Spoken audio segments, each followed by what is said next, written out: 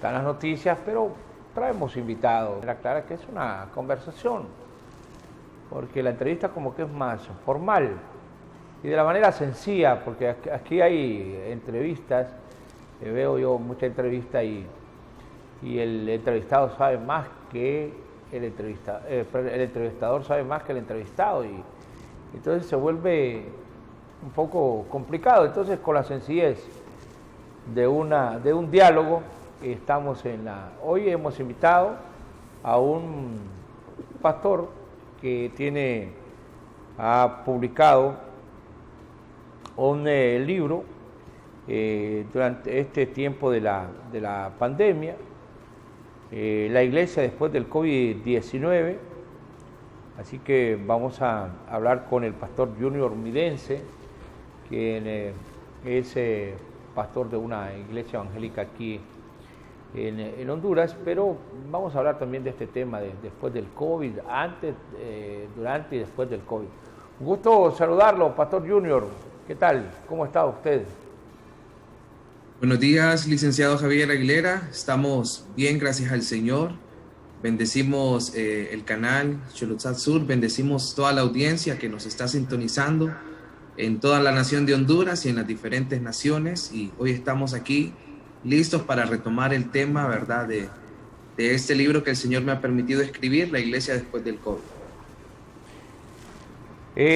Lo veo joven y decir pastor, entonces la gente dice, bueno, ¿cómo? Y esta es alguna cuestión que de repente va a ser reiterativa. ¿Cómo es que alguien puede ser pastor? ¿Es por decisión personal? Digo yo quiero ser pastor y de aquí en adelante pongo una iglesia, o soy profeta y voy a hacer, me voy a dedicar a esta actividad. ¿O qué es lo previo para tomar una decisión de esta naturaleza? Bien, primeramente se tiene que tener el llamado de parte del Señor y se tiene que pasar un tiempo de formación, aunque no es los estudios lo que hacen a uno de pastor, sino el llamado que el Señor le entrega a uno. Dice la palabra del Señor que toda dádiva y todo don perfecto desciende de lo alto. Y en el libro de Efesios 4:12 nos habla de que Él mismo es quien constituye, quien llama. Está como ese sentir, ese sentimiento, y Dios va a poner mentores, líderes que han avanzado y que comienzan a detectar las habilidades que uno tiene, preparación para luego dar a luz ministerios que puedan bendecir una nación y puedan bendecir a las personas. Bueno, ahora, este tema sí es, de repente llama la atención. Entonces, alguien dice, yo tengo un llamado. ¿Cuál es la forma de entender que es un llamado de Dios? Cuando alguien se va a dedicar a ser pastor, me imagino que lo mismo ocurre con los sacerdotes. Recurren ellos a decir que es un llamado de Dios. ¿Cómo se comprueba un llamado? Bien, creo que lo primero que podemos decir, ¿verdad?, es que nadie quiere ser pastor. En realidad, toda persona que ha sido llamada por el Señor tenía planes, tenía metas, tenía propósitos personales. Entonces Dios viene y irrumpe en la vida del ser humano y le hace un llamado. Entonces, ¿cómo descubrirlo? Es cuando Dios viene y te saca de tu propia visión, y Él te entrega tu visión para que tú puedas ejercerla en esta tierra. En mi caso, yo tenía planes de estudiar. No es que no los tengo, estoy estudiando actualmente, pero tenía otros planes, hacer otras cosas. Sin embargo, el Señor, pues, a mis 20 años me hizo el llamado de pastor y yo le dije, Señor, heme aquí. Entonces, Dios viene y se mete en la visión personal de uno y dice, bueno, quiero que cumplas mi visión. Y ahí comienza el llamado, cuando uno comienza a renunciar a cosas que quería como persona, quería realizar uno, y comenzamos a hacer la visión de Dios. ¿Usted en qué iglesia se inició? ¿Cómo fue cómo empezó su relación con Dios? Bien, nací en una iglesia evangélica en el barrio Buenos Aires, donde se congregaba mi tía, ¿verdad? Que fue esa mujer intercesora que siempre declaraba que el Señor iba a convertir mi baile en danza, que iba a convertir mis líneas, porque siempre he escrito. Decía, vas a ser un escriba del Señor, tú vas a escribir cosas para el Señor, vas a hacer mensajes. Entonces inicio en una iglesia en el barrio donde nací, y ahí el llamado del Señor fue palpable, fue increíble. Me comenzaron a preparar, entré a los discipulados, comencé a trabajar con jóvenes. Recuerdo que me entregaron un ministerio de jóvenes con 8 jóvenes por mucho, y llegamos a ser más de 100 jóvenes, un movimiento increíble. Pasamos por el tiempo de la alabanza, dimos clases en escuela dominical. Lo que me encanta hasta el día de hoy, y lo hago aún en mi iglesia cuando hay eventos, me gusta colocar sillas, me gusta limpiar sillas. Y ese es un proceso. Me ponían a limpiar sillas, lavaba los baños de mi iglesia, local donde nací. Y hasta el día de hoy es algo que me agrada que las sillas estén bien alineadas. Entonces, todo proceso, todo comienza por el servicio, porque hemos sido llamados no para ser servidos, sino que Dios llama a hombres y mujeres al frente, pero para que podamos servir a otros. Pero esto es, lógicamente, que es un serio compromiso. Y hay gente que dice, bueno, hombre, ya, querés que te salgan bien todas las cosas.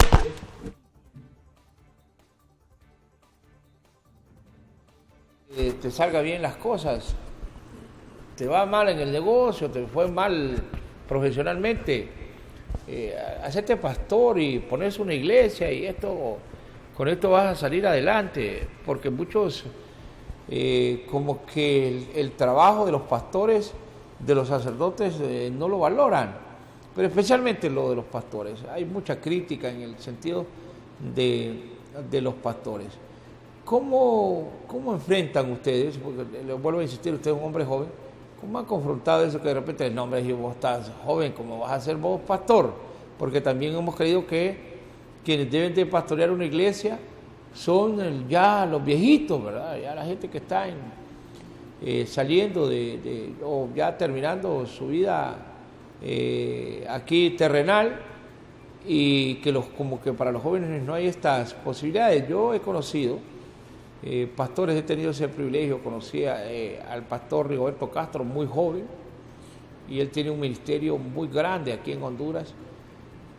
Le acompañaban ahí el pastor Elías Chapas, el pastor Merecio Chávez, que eran jovencitos, así como usted se ve, y el pastor, por ejemplo, el apóstol Mario Carvajal, de la iglesia donde yo asisto, a la iglesia Comunidad Cristiana, que lo vi muy joven iniciar también esta jornada del pastoreo, y no es tan fácil, es difícil la vida de un pastor, pero son ejemplos que me han inspirado a mí siempre a tener un alto respeto por la labor que hacen los pastores en Honduras.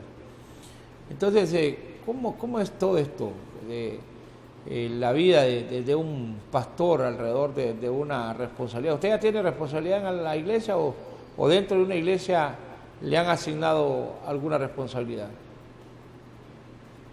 Bien, ese tipo de comentarios siempre se van a encontrar dentro de una sociedad que solamente puede observar el trabajo o la manifestación de lo que se hace. Pero internamente cada ministro conoce las necesidades que se pasan, los problemas, las cosas que hay que solventar. En nuestro caso somos pastores jóvenes, hemos tenido nuestros trabajos. Yo he trabajado en uno de los mejores bancos de aquí de la ciudad.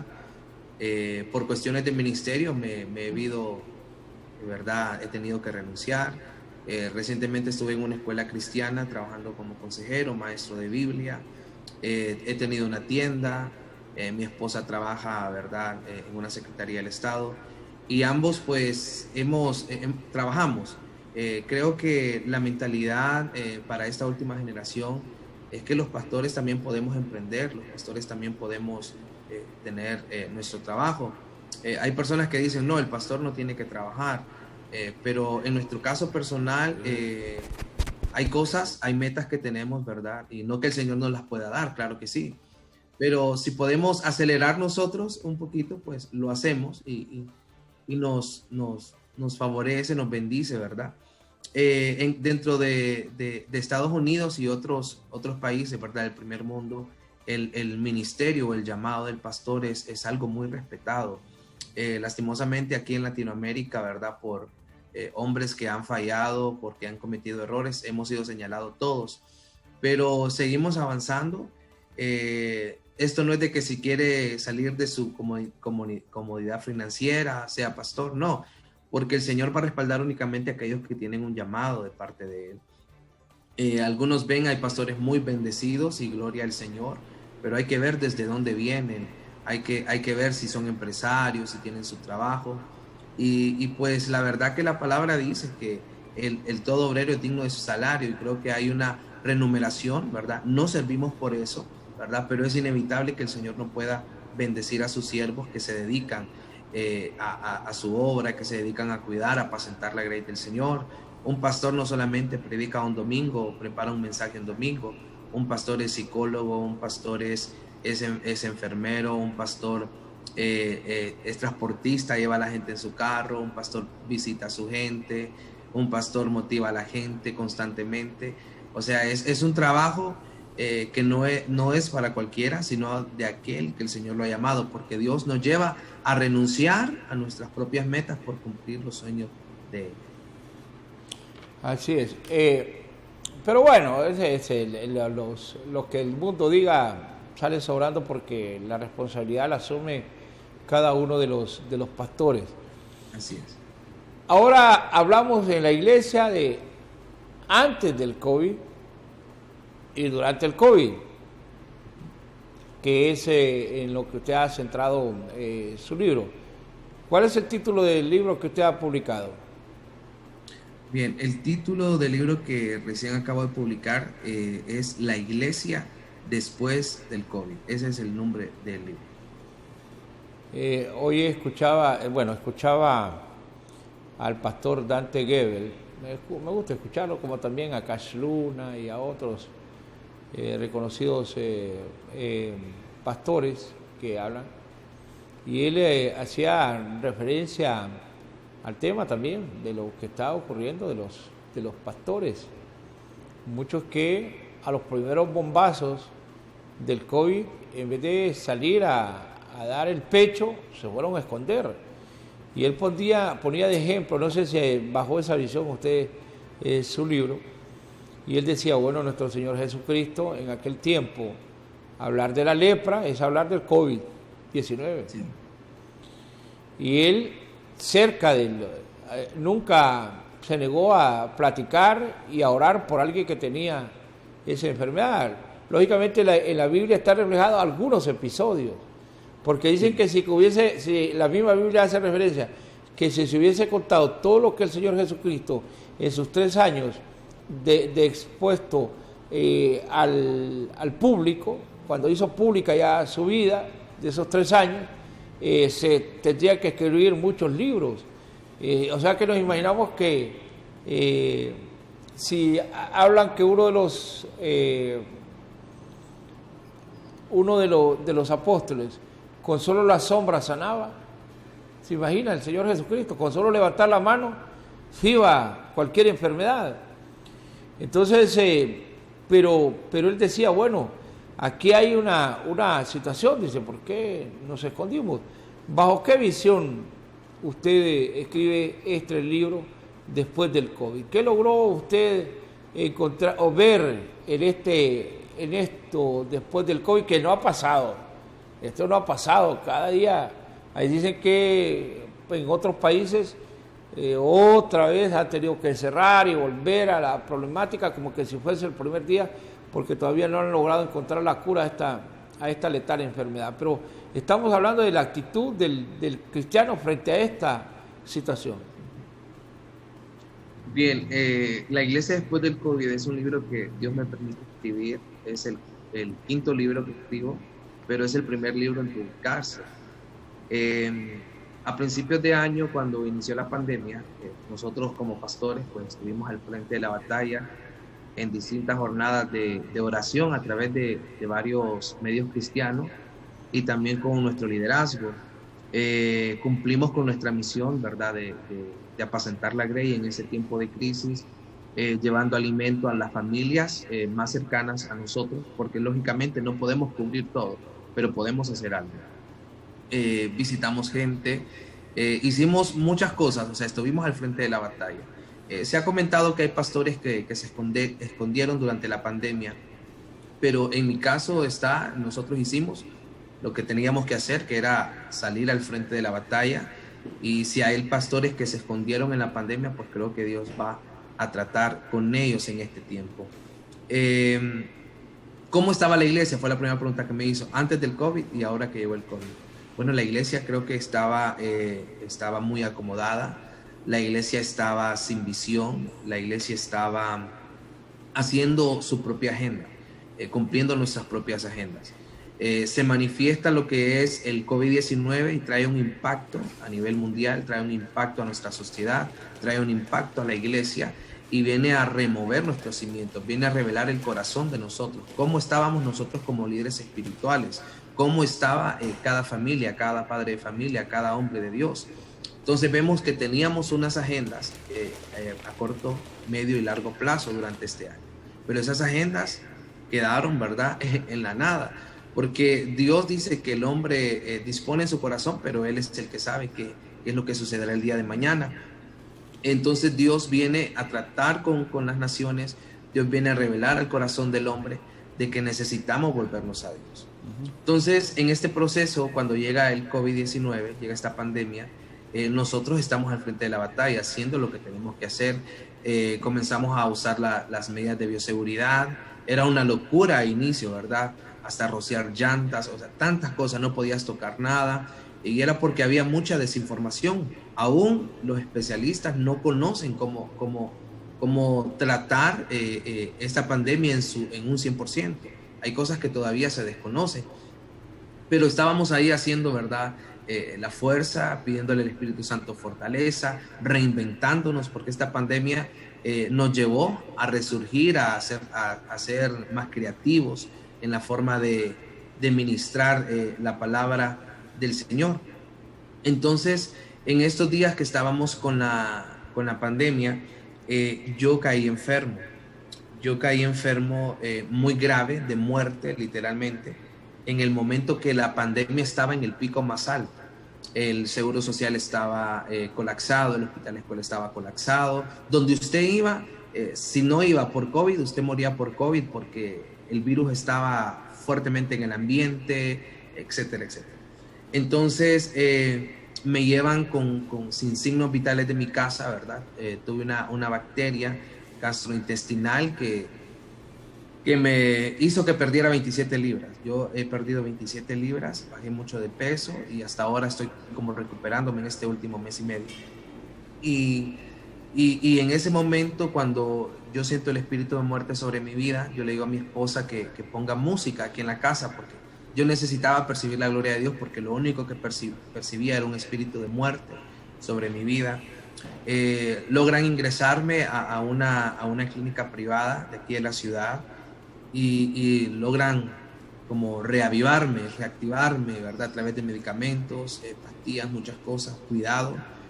Y en ese momento le digo al Señor, gracias porque me has dado la oportunidad de vivir, gracias porque me estás dando la oportunidad de estar aquí. Y salen los exámenes, me hacen los exámenes, no era COVID, era una bacteria que tenía que lastimosamente mis defensas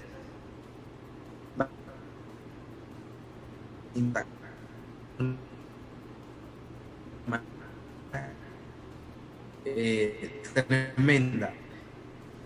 En ese momento yo le digo al Señor, yo no acoso decirle al Señor por qué, yo le digo que se llama la iglesia después del COVID. Él me da el título, la iglesia después del COVID. Cuando a mí me dan el alta, ¿verdad?, en esa clínica, yo retorno a mi casa sin poder tomar mis actividades, mis compromisos como ministro. Dejé de ir a los canales cristianos donde estábamos con una jornada fuerte de intercesión, dejé de visitar familias, dejé de llevar alimentos. Sin embargo, mi esposa tomó, ¿verdad?, la batuta, podemos decir, con parte del liderazgo, y yo tuve que entrar en un tiempo de recuperación y de reposo en mi casa. En ese tiempo que estoy aquí, aquí de recuperación, que estoy en reposo, el Señor me llama a su presencia como nunca. Pasaba horas tras horas aquí en mi oficina, en mi cama, escribiendo, con la presencia de Dios, poniendo música, alabanza. Tuve que salir de las redes sociales, no podía predicar porque no tenía fuerzas.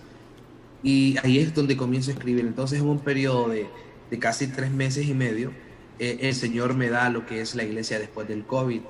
Comienzo a pedirle dirección, Él comienza a darme lecturas claves, comienzo también a informarme, ¿verdad? Porque para hablar de este tema uno también tiene que estar informado. Recibimos la revelación de Dios, pero también recibimos el conocimiento y la sabiduría que Dios le ha dado al ser humano. Entonces escribo este libro que se llama La Iglesia después del COVID y trae temas no solamente para la iglesia, ¿verdad? Este libro no está solo centrado para la iglesia. Recordemos que todo aquel que reconoce a Jesús en su corazón viene a ser parte del cuerpo de Cristo, viene a pertenecer a un cuerpo. Entonces este libro está dirigido a líderes espirituales, está dirigido a empresarios, está dirigido a padres de familia, está dirigido a políticos, porque aún el Señor me motiva a hablar de las situaciones que estamos viviendo en las diferentes esferas dentro de nuestro país. Es un libro que contiene 88 páginas y tiene 12 capítulos, pero trae un conocimiento y una revelación para este tiempo. Cómo estamos atravesando este tiempo y qué debemos de hacer para lo porvenir, porque el COVID es una pandemia, es una enfermedad, pero detrás del COVID vienen muchas cosas, como por ejemplo el golpe económico a nivel nacional, a nivel internacional. Entonces la iglesia necesita reinventarse. Nosotros como hijos de Dios necesitamos comenzar a producir, porque no podemos estar esperanzados a que las cosas nos caigan del cielo. Lo que nos cayó del cielo fue hace 2020 años, que fue Jesucristo, que Él descendió como ese maná, como ese pan de vida. Pero ahora nosotros necesitamos hacer algo, accionar, reinventarnos, despertar, innovarnos, para que Dios pueda poner sus manos y prosperar la obra de nosotros. Entonces, más o menos, ahí estoy comentando de lo que se trata este libro, La Iglesia después del COVID, licenciado Javier. Ahora, desde esta visión del libro, usted ha hablado del tema político. ¿Cómo lo aborda? ¿Qué es lo que usted logra interpretar después del COVID en su libro? Bien, hay un capítulo que se llama La división social, política y religiosa. El COVID-19, usted decía, ¿cómo estaba la iglesia antes del COVID? Bueno, la iglesia estaba acomodada, las naciones estaban acomodadas, la sociedad estaba acomodada. Entonces hay un capítulo que se llama La división social, política y religiosa. Es donde habla la división que esta pandemia ha traído. ¿Por qué? Vimos la corrupción a los altos más grados, a los altos, increíble, ¿verdad? La corrupción a nivel, en las diferentes esferas de la nación. Vimos cómo se dividió la sociedad por colores políticos. Vimos la iglesia dividiéndose por la postura de líderes espirituales, ¿verdad? Diferente a la de otros. Entonces, ¿cómo abordo el tema de la política? Que en la derecha, la izquierda, los líderes de los diferentes partidos, esta era la oportunidad para que ellos pudieran unificarse para poder hacer que esta nación avanzara. Pero ¿qué es lo que vimos? Vimos un circo, eso es lo que vimos, ¿verdad? En los diferentes partidos políticos vimos un circo, que cada uno estaba tomando su rumbo. Y esta pandemia era en realidad el momento donde Dios estaba dándoles esa oportunidad de que pudieran unirse y que pudieran hacer que esta nación avanzara. Sin embargo, cada uno hizo lo que quiso, cada uno sigue en su postura. Vimos saqueos de la nación increíble.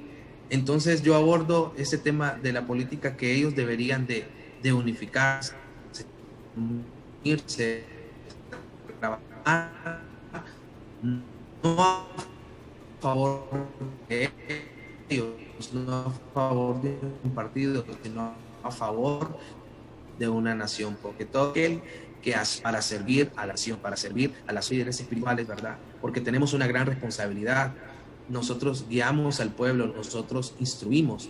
Entonces, que es el tiempo que debemos de preparar esos hombres y esas mujeres de Dios llenos del Espíritu Santo, que vayan y tomen lugar en las diferentes esferas del gobierno. ¿Por qué? Hemos visto que en manos de hombres sin temor de Dios, la nación en vez de avanzar ha venido retrocediendo. En los últimos 10 años vemos cómo esta nación de Honduras ha retrocedido. Han habido diferentes causales, ¿verdad? Pero creo que en este tiempo Dios como que alumbró nuestro entendimiento, los velos se corrieron y los hombres de Dios debemos de apoyar, debemos de motivar, debemos de inspirar, de identificar quién de nuestros miembros puede entrar a estos lugares para poder traer un cambio. Entonces hay una división política, hay una división social y hay una división religiosa. Y es necesario, ¿verdad?, ser, como dice la Biblia, como Esther. Esther fue una mujer que trajo un cambio a su nación, ¿verdad? Daniel fue un hombre lleno de sabiduría que trajo un cambio a la nación. Nehemías fue un hombre que trajo un cambio también a su nación, que levantó, dice, las ruinas, los muros que estaban caídos y las puertas que estaban en llamas. Entonces, en este libro también vamos vamos a comprender que debemos de, si queremos un cambio verdadero en la nación, debemos de hacer que gente entre a estas esferas, porque nosotros no vamos a traer un cambio solamente con nuestra opinión, no vamos a traer un cambio generando controversias en las redes sociales. Aún en los medios de comunicación nosotros podemos expresar lo que queremos y no va a haber un cambio. Necesitamos entrar a los lugares de autoridad, necesitamos entrar al Congreso, necesitamos entrar a las diferentes secretarías como hijos de Dios para poder traer un cambio. Y que sean removidos, esa es nuestra oración, que sean removidos todos aquellos que están sirviendo de estorbo para la nación y que Dios ponga hombres y mujeres correctos que puedan pastorear y dirigir la nación por un buen camino. O sea, desde su visión, entonces, el cristiano debe tener una participación política directa. Caso de pastores, ¿se deberían de vincular al tema político directamente? Sí. Los hombres de Dios deben de impulsar, de identificar, ¿verdad? Quienes tienen ese llamado, esa habilidad y motivarlos, ¿verdad? También motivar a la feligresía de que se preparen, que sigamos estudiando, porque muchas veces detenemos a la juventud, detenemos a las familias de que no deben de estudiar. Claro, debemos de prepararnos. Pero es que aquí vemos que hay pastores que se han vinculado directamente con la política y gente que está vinculada a actos de corrupción. Es cierto que el Señor Jesucristo no importaba, se reunía con prostitutas, con el cobrador de impuestos, pero le llevaba un mensaje. ¿Qué le dijo al cobrador de impuestos? No es que, no, mira, fíjate que vas a ser mi alero de aquí en adelante y nos vamos a llevar bien, voy a ir a comer a tu casa. Y no, le impactó tanto en la vida que le dijo, mira, Señor, ya no voy a seguir, casi le dijo, no voy a seguir robando, y al que le robé le voy a devolver 3 veces más. Pero aquí vemos más bien que se acercan los pastores y roban más todavía a esta gente. Entonces, también está impactado en el pueblo de Dios y en el pueblo en general, porque vemos que se acercan personas a las cuales les hemos tenido mucha admiración, mucho respeto dentro de la vida espiritual y dentro del Evangelio, pero después se vuelven afines a los gobiernos de turno y hasta reciben canonjías del poder. ¿Es esto correcto? ¿Es eso ese es el papel que debe de jugar un cristiano? Bien, lo que hemos visto, ¿verdad?, en las autoridades que representan a la iglesia, ¿verdad?, es que no ha habido una amonestación directa y eso es lo que trajo también una división en el cuerpo de Cristo, hablando de nuestra nación Honduras, donde la mayoría de pastores, me atrevo a decir que más del 95%, no estamos de acuerdo con lo que nos están representando en las diferentes esferas religiosas que están ahí representándonos. Ha voces que no, no han hecho lo que verdaderamente el Señor dice que debemos hacer, que debemos de amonestar cuando un habido actos de corrupción que han salido a la luz, y esto es Cristo como gente del Espíritu, ¿verdad? Lo digo por todos mis consiervos, ¿verdad?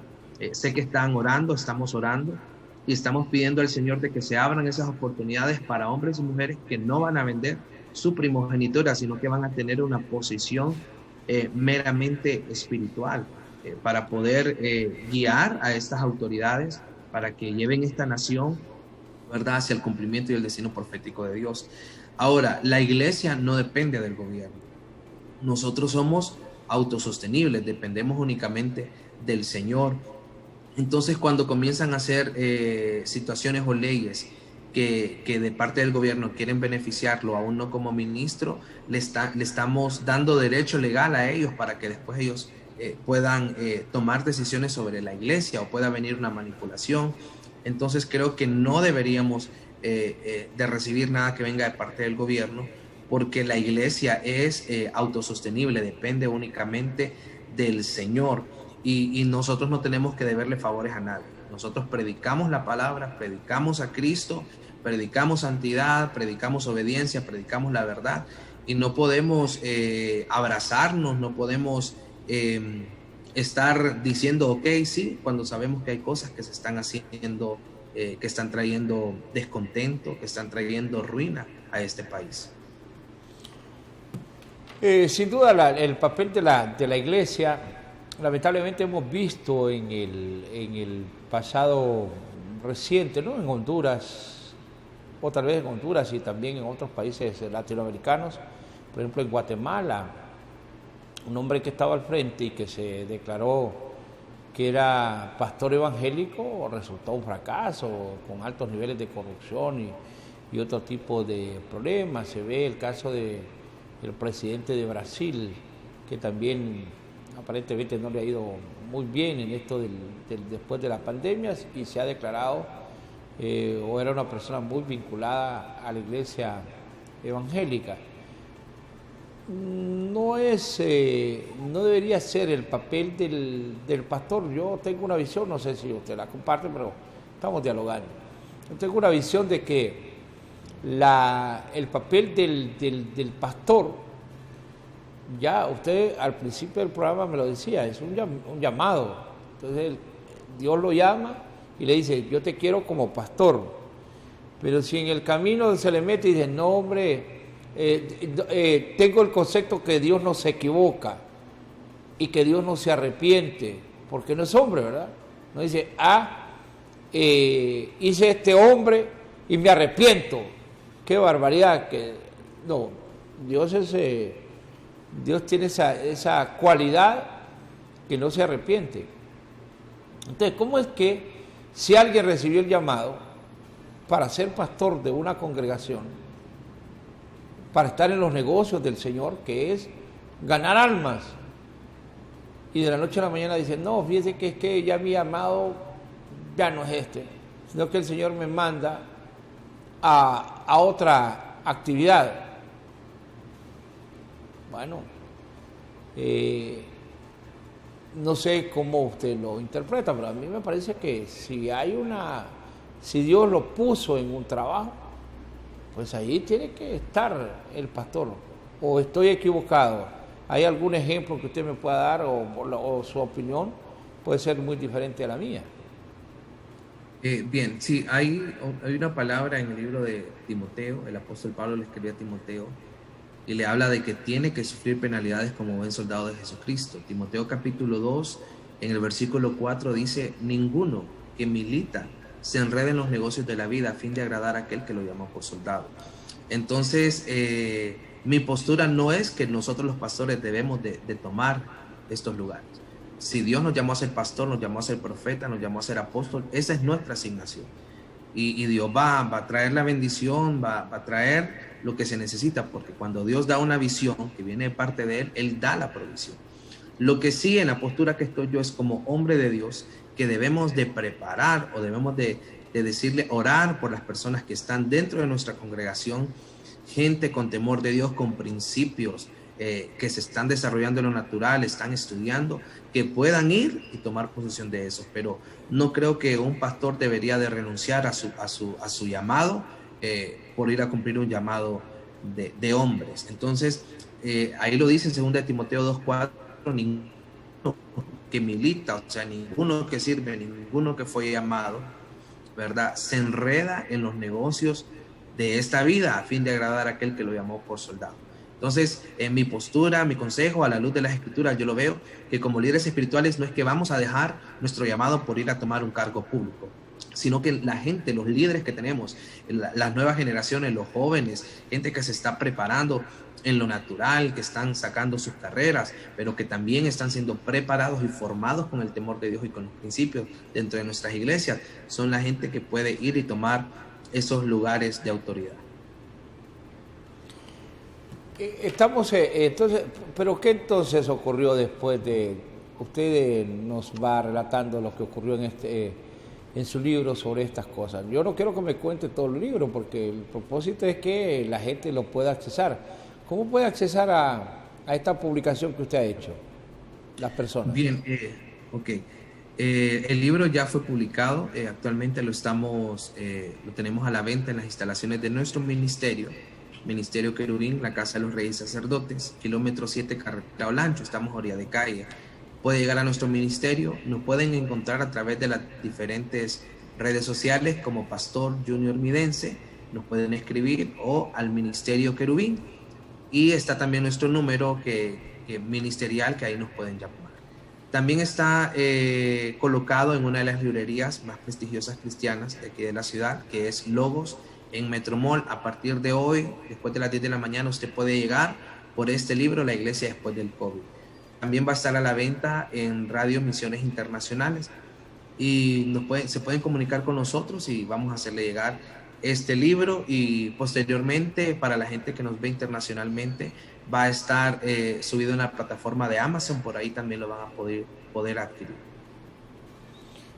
El hecho de lógicamente estamos todavía en lo que es el COVID-19 y yo sí estoy impactado del hecho de cómo la iglesia se vio muy mal en términos generales. Y he visto pastores que han levantado la voz aquí en Honduras que han dicho no es posible que nosotros tengamos que someternos a las leyes del mundo, ¿verdad? En una clara confrontación.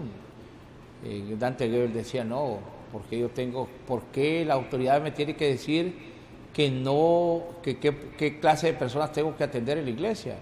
Si la iglesia tiene que estar abierta para todo el mundo. Y aquí en Honduras he escuchado a algunos pastores también que han sostenido esta situación, pero claro, es fácil criticar, pero no, yo creo que no debimos de haber escondido la palabra de Dios. En ese momento bien era en este momento es de levantar, porque no solamente es la persona la que se murió, el que está en el hospital, el que está afectado solo con la sintomatología, que ya ese es un impacto porque tiene que prácticamente encerrarse y salir de todo su esquema de vida para tener que salvaguardar su vida y la de los demás, sino que el entorno, el impacto que sufre la familia del que muere, el impacto que sufre el que está también enfermo, porque he escuchado a personas que se les ha muerto un familiar y dicen, bueno, Dios mío, ¿y por qué me lo llevaste? Dame una explicación. Y nosotros estuvimos orando y la iglesia estuvo orando y los amigos estuvieron orando, en las redes sociales oraron, pero te lo llevaste. Y no hay de repente una explicación a lo que la gente siente.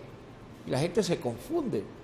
Y como es más fácil decir, no, ya no vuelvo a ir a la iglesia, o ya no creo, si lo más dificultoso del ser humano es la fe. Si dice que si tuviéramos fe como un grano de mostaza, le diríamos a esa montaña, cambiate de lugar, y lo haría. Sí. O sea, que es tan complicada la fe, tan complicada, que no podemos llegar ni a tan siquiera a un grano de mostaza. Y por eso entonces hay cosas que no se cumplen en la vida de uno. Pero la gente está confundida, Pastor Junior. Pues dice, bueno, ¿qué pasa? No? Yo estoy en fe. Yo que voy a la iglesia y que me levantaba desde tempranas horas de la mañana a orar y que estaba pendiente de ser servidor en la iglesia, a mí me atacó esta enfermedad y se siente la gente como agobiada y como que se quedó sola y abandonada. ¿Qué decirle a la gente después del COVID ante esta situación? Bien, primero que me decía sobre lo que quienes deben de congregarse en nuestras iglesias. Cuando inició la pandemia, mandaron a cuarentena a todos, y que estábamos en el pico, pues nos habían mandado a sacar, cosa que no se entiende ni se comprende aún. Pero nosotros como gente, ¿verdad? Embajadora del Reino de los Cielos, sabemos que la palabra nos manda a someternos a nuestras autoridades. Eso sí, nos sometimos a un tiempo prudencial. Estuvimos 3 meses en cuarentena, 2 meses y medio en cuarentena, pero la palabra del Señor no la podíamos engavetar, ¿verdad? Porque la iglesia no es un banco, la iglesia no es un súper, la iglesia no es una gasolinera. La iglesia ha sido una entidad que ha traído cambios a la sociedad por años. La iglesia ha trabajado en conjunto con la sociedad. Entonces, tuvimos que reinventarnos. Muchos pastores que no querían emigrar a la era tecnológica tuvieron que hacerlo para poder seguir llevando el mensaje de salvación. Pero hubo un momento donde ya no podíamos seguir, ¿verdad? Encerrados. Lo digo encerrados en cuarentena, que los templos no estaban abiertos, pero no dejamos de predicar. Incluso el tiempo que yo estuve enfermo, mi esposa siguió predicando, mis líderes siguieron predicando. Tengo cualquier cantidad de amigos pastores y yo los miré predicando en las calles y lo han seguido haciendo. Pero esa oportunidad de abrir los templos no nos lo daban. Cuando saben que la iglesia, ¿verdad? Es una entidad necesaria que tiene que estar en avanzada. Nos sometimos los primeros meses, ¿verdad? Como dice la palabra, someterse pues bajo todas las autoridades, que hay que respetarlas. Pero después nosotros comprendimos que era momento de aperturar, porque no toda la gente tampoco tiene acceso a la tecnología. Y la gente decía, no, es que Dios no está en cuarentena, ahora en su casa. No es lo mismo estar en tu casa que estar en la casa del Señor, porque el Salmo 133 nos habla de que miremos, que observemos cuán hermoso es habitar los hermanos juntos en armonía. Dices, como el buen óleo que desciende sobre la cabeza de Aarón, sobre su barba, sus vestiduras. Como el rocío de Hermón, dice que desciende sobre los montes de Sión, porque allí envía Jehová su bendición y su vida eterna. Entonces es necesario que el cuerpo esté unido, es necesario que la iglesia esté reunida. Donde están 2 o 3 reunidos en mi nombre, dice el Señor, ¿verdad? Ahí va a estar Él. Entonces hubo estas manifestaciones, tuvimos que alzar nuestra voz para que se aperturaran las iglesias. Comenzaron a decirnos quiénes debían de congregarse, y ahí es donde nosotros, ¿verdad? Como embajadores de los cielos, nosotros no estábamos de acuerdo, y hasta el día de hoy no estamos de acuerdo que el gobierno no puede decirle a un pastor quién debe de congregarse. A las autoridades no pueden decirnos a nosotros cómo debemos de administrar y ministrar en nuestro lugar de jurisdicción, porque ya eso va en contra de la Biblia. Por ejemplo, dejar los niños excluidos, que no pueden llegar a la congregación. Jesús mismo lo dijo: deja a los niños venir a mí y no se los impidáis, porque de los tales es el reino de los cielos. Entonces, si nosotros nos poníamos a esa postura, no traigan sus niños, estamos diciéndole a Jesús, no te queremos que vengas, porque si nosotros rechazamos un niño, tengámoslo por seguro que Jesús no va a llegar a ningún lugar. Es porque para Él los niños es el reino de los cielos. Él lo dijo en su palabra, son palabras de Jesús. Entonces sí hubo esa controversia, ¿verdad? Y ahí es donde comenzaron a decir, ay, que los pastores que se están muriendo, que el diezmo, que la ofrenda, que el pistero. No, nada que ver, sino que estábamos teniendo una postura espiritual. Y otra cosa también que menciono en el libro, ¿verdad? Que los pastores, en mi caso, yo no me ofende que la gente diga, ay, es que no sé qué, que está esperando una ofrenda, que está esperando un diezmo. A veces la gente habla porque no tiene conocimiento, no tiene revelación. Dice la Escritura que el pueblo perece porque le faltó conocimiento. En mi caso, que la gente me diga, ay, usted quería abrir porque se estaba muriendo del hambre. No, no me ofende. No me morí del hambre, el Señor proveyó, porque Él enviará su bendición y porque hay gente, ¿verdad?, entendida. Tenemos líderes, tenemos miembros, tenemos ovejas que saben que en la palabra del Señor estipula que el sacerdote, el que trabaja en el altar, tiene que vivir del altar.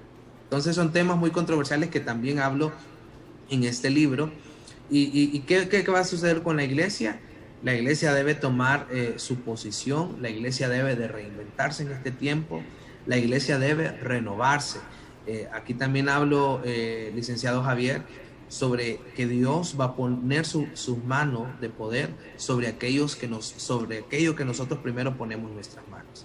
Hoy la iglesia no quiere hacer nada, hoy la iglesia no se quiere reinventar, hoy la sociedad no quiere reinventarse, perdieron su empleo, hubo reducción de sueldos, hay fuga de capitales, las arcas del Estado están vacías, entonces hay un golpe económico que viene para las naciones y nosotros debemos de estar preparados. Esto estoy hablando también en el libro.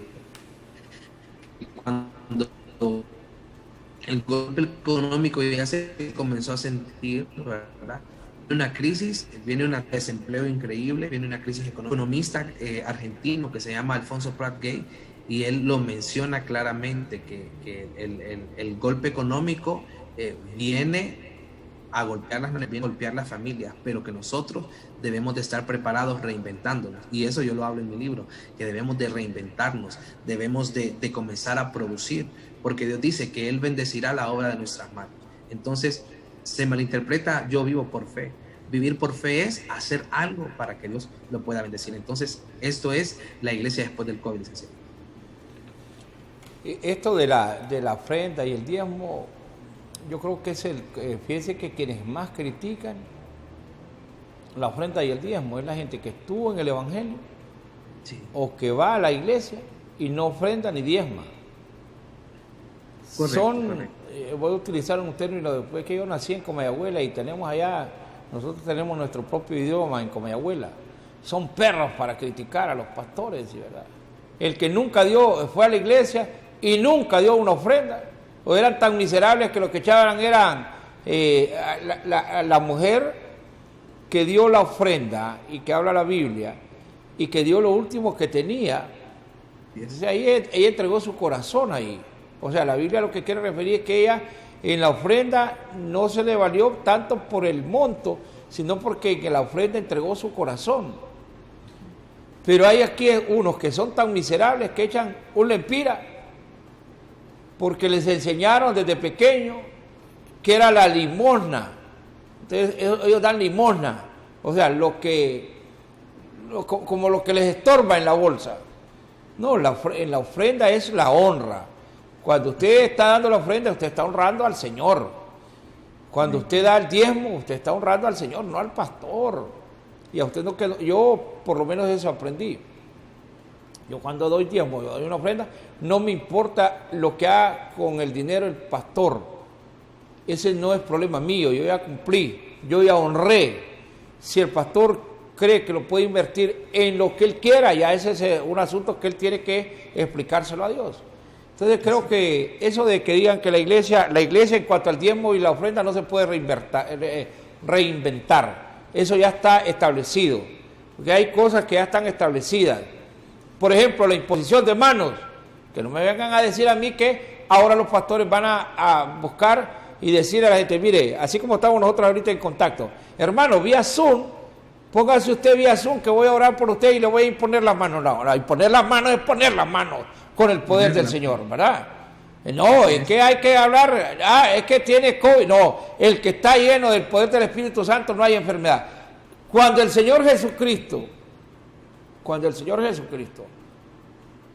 vino en carne y anduvo aquí, porque Él vive, y el que cree que se quedó allá, entonces aquellos que dicen, cuando el Señor Jesucristo vivía, dicen, no, es que el Señor Jesucristo vive y reina por los siglos de los siglos. Hay gente que habla del pasado, como que fuera pasado el Señor es presente. Pero cuando Él vino en carne y se presentó. La lepra era el COVID. ¿A dónde mandaban a los que tenían lepra? Tenían que irse fuera de las ciudades e iban a vivir a las cuevas. Y los exiliaban.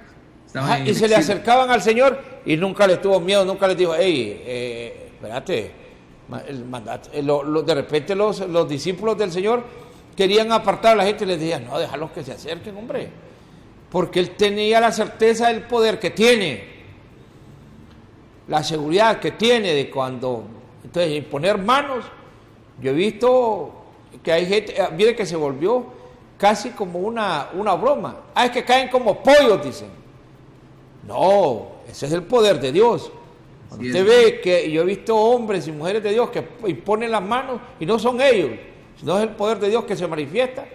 Y he visto gente que van en una silla de ruedas y se levantan. Gente que estaba tirada en una cama y se levantaron y cambiaron radicalmente de vida. Gente que estaba presa por el alcohol, las drogas, los juegos de azar, y llegó alguien e impuso las manos. Entonces, yo creo que reinventarse la iglesia no es que ya no van a poner las manos. Reinventarse la iglesia, que ahora la prédica va a tener que, mire, yo quiero hablarle de un asunto, pero ¿cree que nos podemos comunicar vía Zoom? Porque yo le quiero hablar de las cosas de Dios. No, tiene que ser presencial. Y está bien que el mundo tenga algún grado de temor, pero los cristianos no podemos tener temor. Repetimos, ¿dónde pueden comprar el libro? Se nos fue el tiempo así rápidamente. Pastor Junior, ¿dónde pueden comprar su libro y cómo es la forma de poder conseguirlo?